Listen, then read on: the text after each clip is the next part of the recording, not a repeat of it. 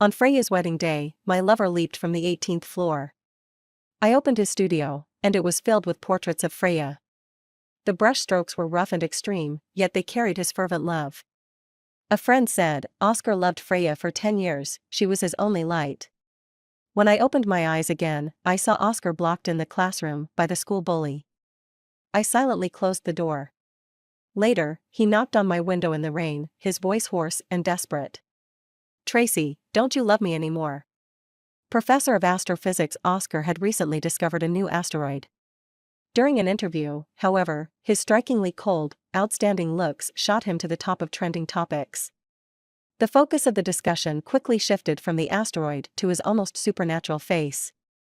When it was revealed that the asteroid was named after his beloved, the internet exploded. People praised their fairy tale love, while trying to uncover who she was. I held my phone, unable to hide my smile. At the end of the video, the reporter asked with a smile, Professor Shin, do you have any words for your beloved? Oscar froze. His dark eyes trembled slightly, like the night sky. Happy wedding anniversary. His tone was calm, but laced with a barely detectable, almost broken despair. I froze instantly. Happy wedding anniversary?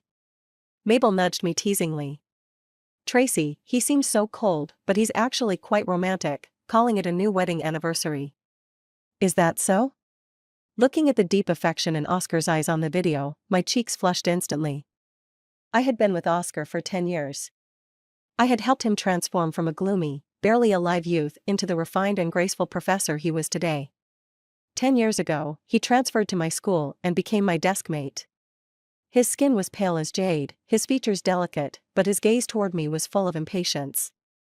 Now, he had named an asteroid after me, and when talking about his beloved, his usually stern face softened with affection and warmth. Today was our first wedding anniversary. I was lying on the sofa, my hand resting on my stomach. I was waiting to tell him I was pregnant as soon as he got home. But instead, I received the news of Oscar's death. He had jumped from the 18th floor. Clutched tightly in his hand was a note. Death is just a return to the universe. In billions of years, we will meet again in the stars and the sea. With Mabel's company, I handled Oscar's affairs. He had written a will, leaving all his property to be donated after his death. For some reason, I had been strangely calm these days. Seeing Mabel with swollen eyes, biting her teeth in anger at Oscar's portrait, yet still forcing herself to comfort me, I almost wanted to laugh. After the funeral, I received a call from the lawyer. Ms. Tracy, Mr. Oscar owns a villa that is not part of the donation. If you have time, you can come and handle it. The villa was in the suburbs south of the city. When I pushed open the door, I was so shocked by what I saw that I couldn't speak. The hall was filled with portraits. The brushstrokes were rough and extreme, as if an amateur had casually sketched them. But the people in the portraits, because of the intense love conveyed, looked vivid and alive. It was Freya, the beauty queen from our high school. In 10 years, I had never heard Oscar speak her name. I didn't know he had hidden his feelings for her so deeply. I staggered forward and leaned on the table for support. On the table were several pieces of amber, neatly arranged. Each contained a piece of fruit candy, a dried flower, and a fragment of a nail art design. The amber was smooth and round, obviously something he frequently held in his hands. The things Freya had carelessly thrown away were treasures to him. Yet the wedding ring I had chosen for him was lying next to a dried-up paint box. My heart tightened, and tears involuntarily welled up in my eyes. Sitting down, I tortured myself by flipping open the notebook on the table. It documented Oscar's 10 years of unspoken love. On the first day he transferred to our school, he received a fruit candy from the beauty queen sitting in front of him, along with a friendly smile. It was like a ray of sunlight breaking into his pitch-black soul. That was the first untainted kindness he had received, after years of abuse and bullying. He fell for her immediately. He wanted to lock her away, possess her, and make her smile only for him. But he couldn't bear to pull such a bright girl into the darkness. The asteroid was his wedding gift to her. From front to back, there were only a few lines mentioning me. My new deskmate is too annoying, it's frustrating. We're married now. I regret it a bit, but I'll take responsibility for her. The breakfast I brought him when I feared he was hypoglycemic, the school bully I chased away for him, The way I held his hand and led him out of the fire his crazy father caused, the comfort I offered over the years, none of that was mentioned. What he couldn't forget were only Freya's bright smile from that time. Each of his words was like a dagger to my heart. I clenched my fists, breathing deeply. The air seemed to still carry the crisp scent of pine that clung to him. I felt a wave of nausea. Some people are just worthless, not deserving of redemption, not worthy of love. I placed my hand on my stomach. He didn't deserve for me to have his child. Just as I was about to stand up, a noise came from the door. Two figures pushed the door open. It was Oscar's childhood friend Adam and Freya. Adam's eyes were red, his voice hoarse. This villa was left to you by Oscar. You were his only light. When he was in his darkest days, he found strength just by looking at your photo. Freya stood there, dazed, her eyes clouded with tears. He didn't need to attend class after being exempted, but he went every day just to see you. At that moment, Adam saw me behind the bookshelf. He froze. Then his face twisted with disgust, and he furiously frowned. What are you doing here? He stormed over and shoved me aside. Get out, you're dirtying Oscar's only peaceful place. If it weren't for you clinging to him, how would he have ended up like this? After being shoved, my stomach twinged with pain. I steadied myself, then slapped him across the face. What does it have to do with me? I never forced him to date me or marry me. He missed out on Freya because he was weak and pathetic. Suddenly, Freya's nasal-tinged voice rang out. He didn't get the love letter I gave him? Both Adam and I froze. What did you say? Before the college entrance exams, I left a love letter on his desk, but he never responded. She laughed bitterly, then looked up, a hint of resentment in her eyes. It was you, wasn't it? She glared at me. You were jealous of me, so you threw away the letter? You made us miss out on 10 whole years, and now we're separated by life and death. I didn't know about this. But Adam believed her. You venomous woman. He gritted his teeth and lunged at me. My stomach hit the corner of the table hard. Pain erupted, and blood slowly oozed out. Everything went black, and I collapsed to the ground. When I opened my eyes again, I was holding a book, wearing my school uniform, standing in front of the utility room. Inside the room, a young Oscar was leaning against the wall, his fine black hair falling over his forehead. He looked at me with a hint of confusion. John, the school bully, was lazily sitting across from him, looking nonchalant. When he saw me, his eyebrows raised, and his lips curled into a casual smile. Top student, are you worried about him? I just wanted to have a heart-to-heart with him. The sensation of the book in my hands didn't feel like a dream. My hands and feet turned cold, and hatred surged. The book dropped with a thud. I expressionlessly closed the door for him. Then I turned and walked away. But the sound of the door being violently pushed open came from behind. Oscar dashed past me like a gust of wind, leaving only a hurried silhouette. What's the rush? I was just asking him why he didn't sign up for any events in the sports meet. John mumbled, picking up the book I dropped and handing it to me. No worries. A sense of foreboding gripped me. I quickly quickened my pace to follow. At the door of the classroom, Oscar stood there, staring blankly at Freya, who was playfully messing around with her deskmate inside. The setting sun cast a slanting glow, enveloping his figure in a soft halo. His gaze was gentle, yet filled with disbelief, as if he were trapped in a beautiful dream he didn't want to wake up from. My heart slowly sank. His demeanor no longer resembled the gloomy young man he once was. Instead, he looked like a refined professor from 10 years in the future. Oscar had also been reborn. What's wrong with you? John slapped him on the shoulder, not understanding, and squeezed past him into the classroom. The class is about to start, stop blocking the door. I followed the memory and found my seat. This period was self-study. Around me, students were quietly studying. I casually opened a practice book and stared blankly at the neat, childish handwriting on the pages. Now that I had lived again, I couldn't make the same mistakes as before. My mind gradually cleared, and my mood slowly settled. Since Oscar had been reborn, he probably didn't want to have anything to do with me. This time, we would be like two parallel lines, never crossing. If he wanted to throw his life away, that was his choice. I needed to stay away from him, so his mess wouldn't spill over onto me. That was pretty disgusting. Just as I was thinking, Oscar's cold voice suddenly rang out. Tracy, give me your English notes. I looked up. What? He glanced at me sideways, his expression distant, as if he hadn't noticed that my actions were different from our past lives. Of course, he was so focused on Freya, he'd forgotten all the things I had done for him. Freya turned around when she heard Oscar and apologized. Sorry, I just asked Oscar to lend me his notes, but he said your English is better, so I came to ask you instead. She smiled sweetly, her eyes full of warmth, making it hard not to like her. Unfortunately, this trick wouldn't work on me. I won't lend them. I still need them myself. Not still need them, just that I didn't want to lend them at all. Freya's smile stiffened. Her desk-mate Adam, unable to tolerate this, turned around and snapped at me. Tracy, as the class president, it's your duty to help your classmates. Why are you acting like lending a set of notes is the end of the world? Hurry up and give them to her. Freya asked to borrow them because she respects you. Don't be so petty. His voice was loud enough that the other students looked over. Freya's expression darkened, though her eyes showed some contempt as she looked at me. Mabel, who had been silent, rolled her eyes, swallowing her spicy snack before she fired back. Stop moralizing. Why should we give you our notes, you ungrateful people who don't even know how to appreciate it? Just because your grades suck, does that make you right? Seeing that the two were about to start arguing, Oscar quickly intervened. Enough. Then, he turned to me, his voice softening, serious, but calm.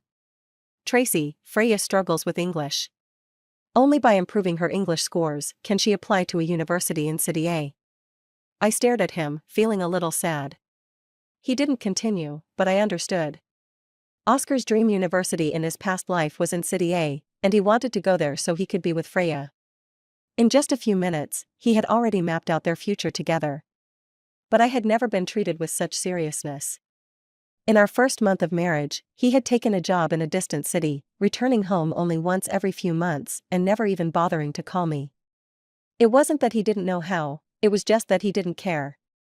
I lowered my eyes, feeling that my 10 years had been a waste. But Oscar thought I was hesitating. Weren't you always asking me to come over for dinner? It seemed like he suddenly remembered something. His pretty peach blossom eyes now gleaming with understanding. If you help Freya improve her English, I'll come over for dinner once a month. His tone was condescending, as if he were making a grand gesture. How could he have changed so much in this new life? Was he not even capable of speaking like a normal person anymore? I couldn't help but look up, locking eyes with him. Am I some kind of desperate person? Why do you think I should suffer all the time? Oscar's expression faltered for a moment. He was about to speak, but the class teacher suddenly opened the door and walked in. He was holding a thermos and announced that the registration for the T University entrance exam was now open. Oscar had passed this very exam in his past life to get into T University. But I hadn't applied. Oscar and I both raised our hands. He looked at me in surprise, seemingly not understanding why I was making a different choice than I had in our previous life. Tracy, you're signing up too? Freya asked, confused. Her voice was soft, almost mocking. The most important thing in life is to know your limits. You might get into a decent university with some effort, but compared to Oscar, you're still miles away. Signing up would just waste your time. Or maybe you just want to attract someone's attention. She shot a glance at Oscar, who was listening intently to her, her words loaded with implication. How could she be so sure I wouldn't succeed? In my past life, I hadn't signed up because I didn't want to compete with Oscar for a spot. His family was struggling, and if he got into the university through the exam, he could use the extra time to work and save up for tuition. But instead of working, he wasted all his time at school, just so he could see Freya more often. I sighed softly and spoke. Why do you care? Is this something someone who's at the bottom of the class should be concerned with? Freya's eyes instantly filled with tears. Seeing her beloved being humiliated, Oscar, who had been silent until now, finally spoke up. Apologize to Freya. She's only trying to help you, and you're being so ungrateful. And if you want to get my attention, you don't need to use such ridiculous methods. His tone was cold. Treating your future as a joke. Tracy, don't be so childish. What a sick mentality. I ignored him and raised my hand to get the teacher's attention. Teacher, I'd like to change seats. There's a dog barking around me, and it's affecting my studies. Oscar's face darkened, and he coldly stared at me. The homeroom teacher seemed confused, but still agreed. After class, I moved to sit next to John. He always took the last row to sleep, and no one dared to disturb him. It was quiet, and I was quite satisfied. As I packed my things, I caught a glimpse of Freya leaning slightly backward, her long black hair cascading over Oscar's desk. The young man lowered his gaze, quietly watching. After a moment, his fingers twitched, gently picking up a strand of hair with restraint and reverence. I rolled my eyes.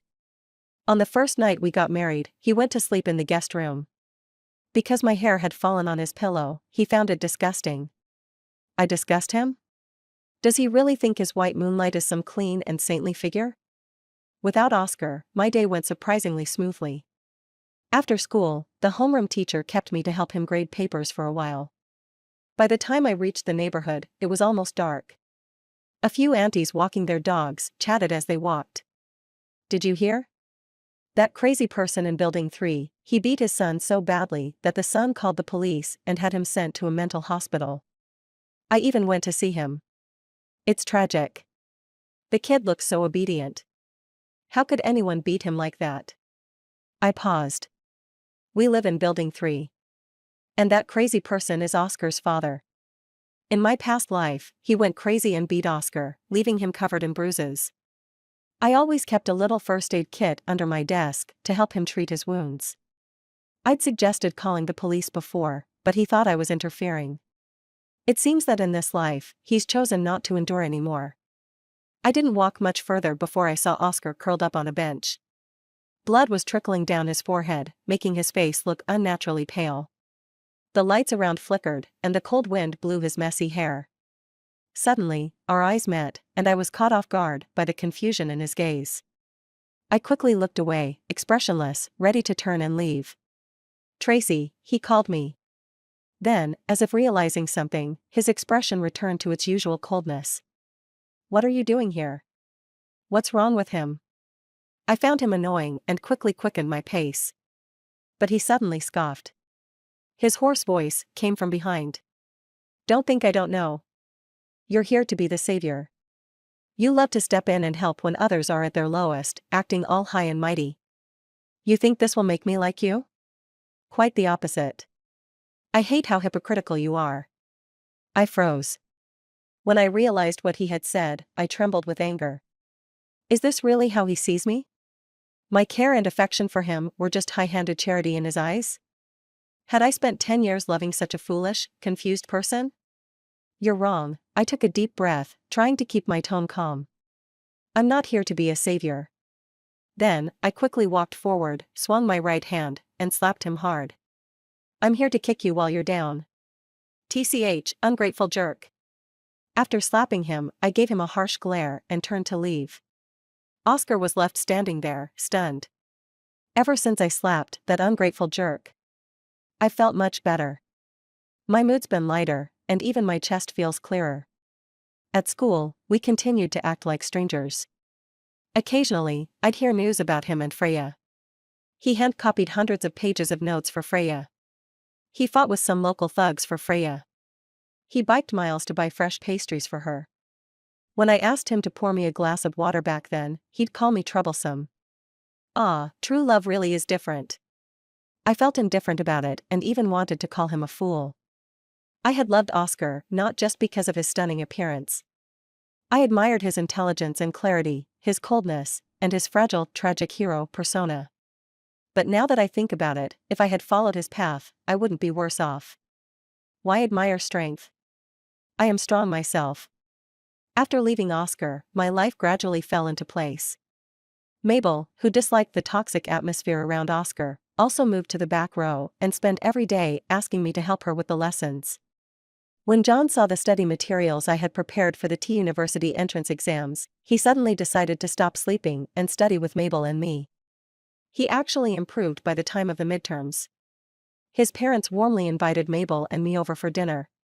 At the dinner table, his mother affectionately grabbed my hand, wanting to adopt me as her goddaughter. But John stopped her.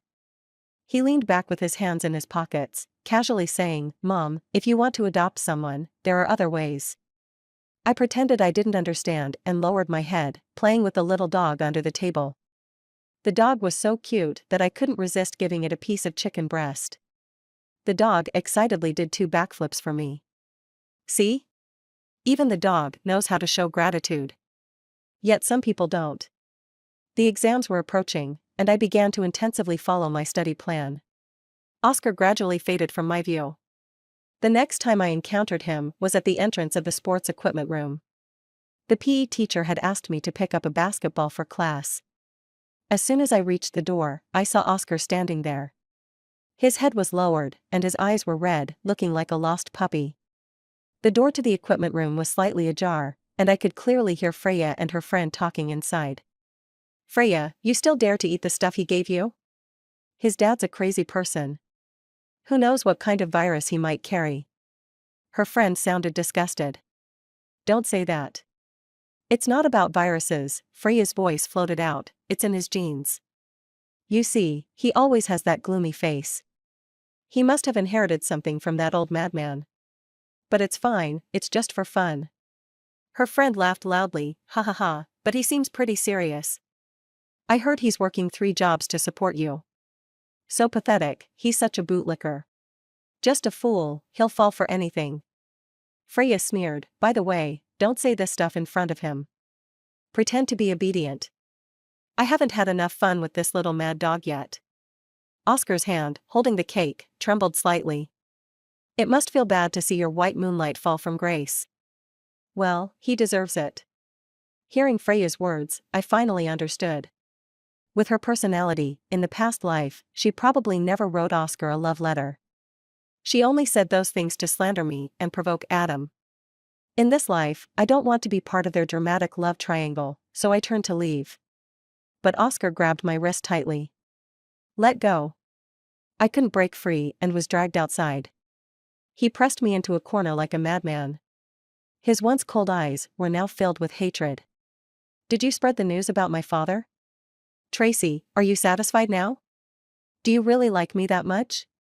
Are you willing to destroy my relationship with her?" I kicked him away in anger. After spending 10 years together, there should be some basic trust, even if there was no love. But luckily, I had already stopped hoping for anything from him. I looked at him coldly. "Oscar, are you paranoid? Didn't you say yourself on the first day you transferred here that it was your father's fault? Like me? You really have thick skin. Freya's right, you really are a fool." Unexpectedly, Oscar didn't refute. It was as if some belief inside him was collapsing inch by inch.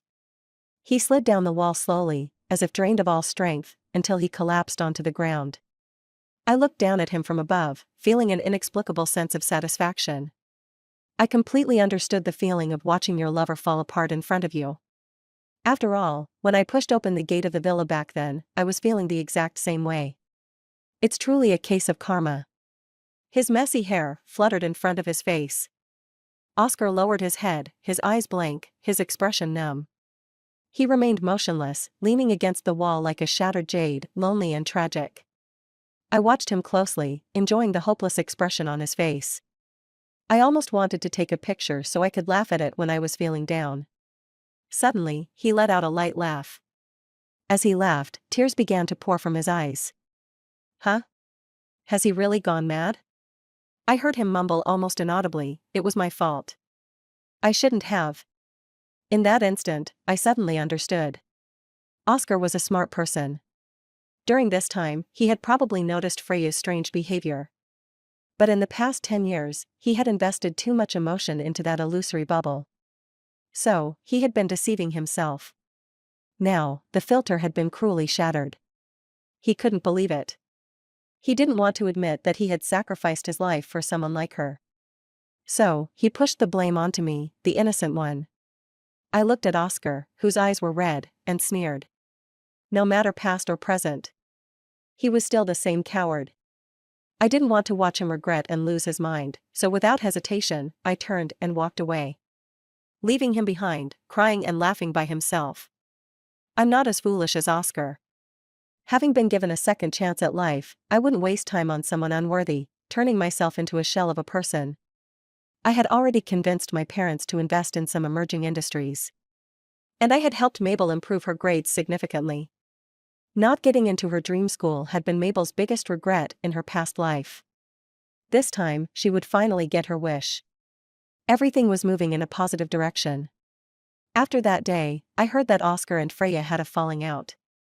But that had nothing to do with me. The only thing that concerned me was that he was no longer revolving around Freya, and instead was burying himself in his studies. After all, he had taken the exam in his past life, so he probably remembered some of the questions. I could only outwork him if I wanted to beat him. Both Mabel and John noticed I was acting differently. But they both quietly chose not to interfere. The day the exams ended, I walked out of the exam hall. The sunlight wasn't too strong or too weak, gently spreading on the road like a satisfied little cat in the afternoon, calm and beautiful. The test had gone smoothly, and I could finally relax. John was holding 3 drinks, waiting for me with Mabel at the entrance. He waved at me, his messy hair blown neatly by the breeze, full of youthful, carefree energy.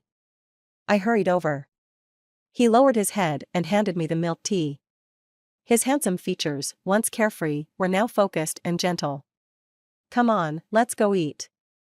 After we ate, I spent the afternoon at the amusement park with them, playing like crazy. I hadn't been this happy in a long time. Since being reborn, my mind had been on edge. But today, I finally felt the long-lost relaxation. It felt like all my worries disappeared, and a strange sensation seeped through my pores, awakening my lifeless cells. It was like I was alive again. In the days that followed, I became the most idle of all. Every day, I was sent to buy food for Mabel and John. This morning, Mabel was shouting for beef noodles from the school south gate, so at lunch, I dutifully ran the errand for her.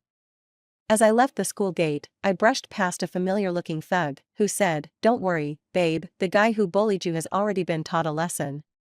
He was leading a few of his underlings, casually getting into a van. Then I remembered. This guy was Freya's thug ex-boyfriend, the one who had once come to pick her up at the school gate. I was puzzled and turned into a side alley, where I saw Oscar, his head covered in blood, next to a trash can. Oh, so it was him they were dealing with. Good job, thugs. But now I'm starting to wonder, am I really some kind of curse to him? Why is it that every time he ends up in such a pathetic state, I'm always there just in time to laugh at him? Looking down at the Oscar lying on the ground, I raised my leg, preparing to step over him. But he suddenly reached out and grabbed my ankle tightly. Still alive? Such a pity. His eyes were dazed, as if he couldn't tell dream from reality. He muttered, "Tracy, it's you again, saving me. Let go." His hand was cold and sticky, and I felt disgusted. But he held on tightly, and I couldn't break free. So I bent down and pried his fingers open, one by one. His lashes fluttered lightly as he stared at me, his eyes filled with a nauseating sense of longing. "Tracy, are you done playing hard to get? I'm giving you a chance to save me." Before, I didn't understand people. But now I realize, only you have been sincere with me. Don't mess around. Let's reconcile, okay? I froze for a moment. He didn't realize that I was also reborn? I had never made any secret of it. But in his self-righteous mind, he still believed I was the same Tracy who would never leave him, the one who stayed with him for 10 years. He thought all my odd behavior was just part of my game to lure him back. How confident of him. I lost my patience and stood up without hesitation, stomping down on the hand that was reaching for my ankle. He let out a cry of pain, and cold sweat beaded on his forehead. "If you're not going to talk like a human, then don't blame me for acting like a monster." I slowly ground my foot on his finger joints, speaking calmly. "Oscar. Having been reborn, how come you've made no progress?" His pupils constricted suddenly, and his face turned even paler. "Tracy, wait, you too." I couldn't be bothered to listen any longer. I pulled my foot away and turned to leave. That evening, I was grading assignments as usual for the homeroom teacher. But when I went home, it started to rain. The rain was fine and dense, and there was a salty, damp smell in the air that made me feel uneasy. I was just about to enter the hallway when I suddenly saw a figure standing in front of my window. My apartment was on the first floor, and this person wasn't holding an umbrella. He stood there, motionless, staring at my home. I mustered up the courage to approach and saw that it was Oscar. How unlucky. Through the rain, I could see the deep sorrow in his eyes. When he saw me return, he instinctively wanted to get closer, but my repulsion stopped him. He froze in place. Tracy. I'm sorry. The raindrops fell one by one on him, as if they were bending his once proud spirit. After all this time, I finally heard an apology. But I didn't care anymore. I tightened my grip on the umbrella handle. I get it. Now, go away. He didn't move, standing silently, his eyes red. When I stood on the rooftop, I was heartbroken, thinking I'd lost my true love forever. But after I jumped, all I could think of was you. You were still waiting for me at home to have dinner. Freya was just an obsession from my youth. Tracy, the one I truly love is you. I scoffed. Love me? You love me, yet you were the first to go back to Freya after being reborn? You bought Freya so many cakes, but for my birthday, you wouldn't even cook me a bowl of noodles. Is that what you call love? I said it calmly, but Oscar's face grew even paler. Are you pathetic or what? Perhaps a person could be haunted for a lifetime by things they could never have in their youth. But that's not why he hurt me.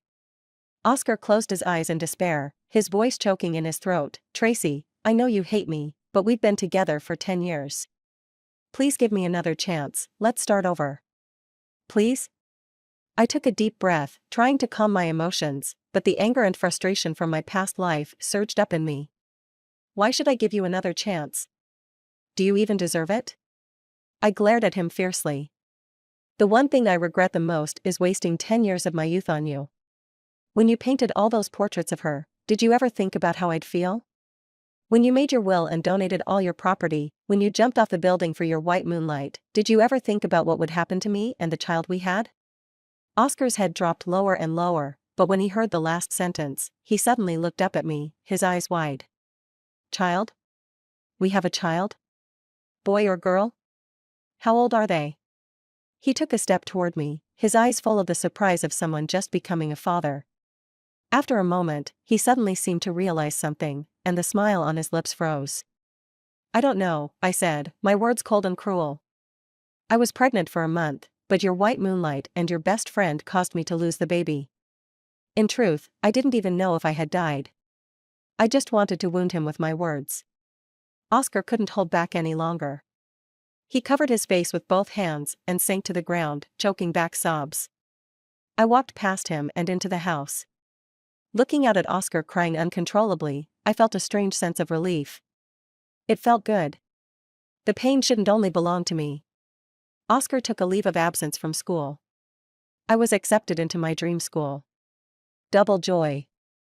After the news of my acceptance came through, Mabel wanted to find Oscar to brag, but she couldn't find him. She had so much energy and nowhere to put it, so she focused it all on her studies. Her grades shot up like a rocket. After 100 days of hard work, she made the dream school her safety net. After I got accepted, I rarely went to school anymore. I only occasionally dropped off materials for Mabel and John. John said he wanted to attend T University with me and experience a campus romance together. But T University wasn't something you could just get into casually. Still, seeing someone work so hard to catch up to me, I was moved. So, I handed him a full set of past exams. John gritted his teeth. Tracy. I didn't even look up as I threw him another 10 sets of practice papers. What's wrong? Send me a couple more, this isn't enough. It was several months later when I heard from Oscar again. He stabbed Freya and Adam 8 times each, with every blow not fatal. Both of them were in the ICU and still unconscious to this day. The police searched for him for 3 days, but there was no sign of him. All the students and teachers were shocked by his brutality. Only I knew the truth, deep down, he was a madman. The police questioned his teachers and classmates. I was one of them. When I returned home from the police station, I took out my keys to open the door. Suddenly, a towel soaked in a pungent smell was pressed against my mouth and nose. I lost consciousness instantly. When I woke up, I found myself on the rooftop of an abandoned building, my hands tightly bound to a chair. Oscar, dressed in a suit, was standing with his back to me at the edge of the building, looking as though he was deep in thought. The cold wind blew, lifting dry leaves and gravel from the ground. A wave of despair rose in my chest. Hearing movement behind me, Oscar turned around. He casually lit a candle on the table.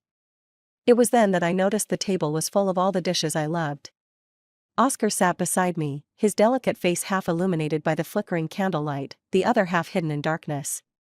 What was he playing at? "What do you want?" I asked coldly, locking eyes with him. His lips curled into a gentle smile, and in his calm eyes, there was an almost imperceptible madness. "Tracy, don't you remember? I still owe you a wedding anniversary." He was insane. I stared at him, my voice steady. "Let me go home. You won't be able to hide with me for long." It seemed he didn't hear me. He served me a bowl of soup, speaking to himself. "It's our first anniversary. I made your favorite pork rib soup. Try it." I couldn't stand it. Impatiently, I interrupted, "Oscar, have you lost your memory? Do you need me to help you remember?" His hand froze in midair. "On our first anniversary, you used a camera to confess your love to Freya. You abandoned me and our child, jumping from the 18th floor, hoping to reunite with her in the stars and the sea. Do you remember now?" My tone was filled with mockery, and Oscar's eyes reddened instantly. He reached out and pulled me into his arms, his cheek pressed against my neck as he half pleaded, half whined. "Let's just have a nice day today, without bringing this up, okay?" After so many years, he knew exactly how to make me soften. In the past, whenever he acted spoiled, I would give in, heart softened. But now, all I felt was disgust. I kicked the table with my foot. The wine bottle tipped over and spilled dark red liquid all over him. He didn't react, didn't get angry. He simply lifted his hand and gently stroked my cheek, his eyes dark and heavy as he gazed at me, as though trying to imprint this moment in his heart forever. "Time is running out, Tracy." His lips curled into a faint smile, his dark pupils as still as the night. "What time?" I felt uneasy and instinctively moved away from him. "Don't be scared. I won't hurt you again," he said, noticing my movement, his voice bitter. I didn't believe him. In the distance, the sound of police sirens suddenly rang out. I let out a breath of relief. During the questioning at the police station, I had insisted on having a tracker placed on my body. I returned home alone to draw Oscar out. He bent down and kissed my forehead, as if saying a final goodbye. I heard him sigh softly. "Tracy, how did we end up like this?" It was all his fault. If he hadn't been so obsessed with Freya, if he had taken responsibility from the start, perhaps we could have been a happy family of 3 by now. But there was no what if. Fortunately, there was no what if. Suddenly, a blinding white light shone onto the rooftop, and I squinted my eyes. In the next second, red dots gathered on Oscar's body. He stood up, looking at me with reluctant eyes, slowly retreating step by step. I looked up, meeting his gaze. There was no surprise in his eyes, only a sense of relief. In that moment, my hair stood on end. I suddenly realized. He knew this was my trap. And he wasn't planning to escape. When he reached the edge of the building, Oscar stopped. He gave me a reassuring smile, calm, yet full of despair. "Tracy, I'll redeem myself with my life." How dare he? My vision blurred with rage. "Oscar. Stop right there. How dare he end it all like that?" I couldn't let him escape so easily. He had hurt me, hurt others, he would spend the rest of his life in prison, repenting. "Tracy, I love you." The cool wind on the rooftop carried his whispered words, ruffling his messy hair as he leaned back. In a daze, I felt as though I was transported back to that summer afternoon. The air was humid and stifling, the walls of the classroom building old and peeling. The boy looked at me under the creaking fan, his ears tinged with pink, his voice soft and clear. "Tracy, do you like me?" After high school, we went our separate ways.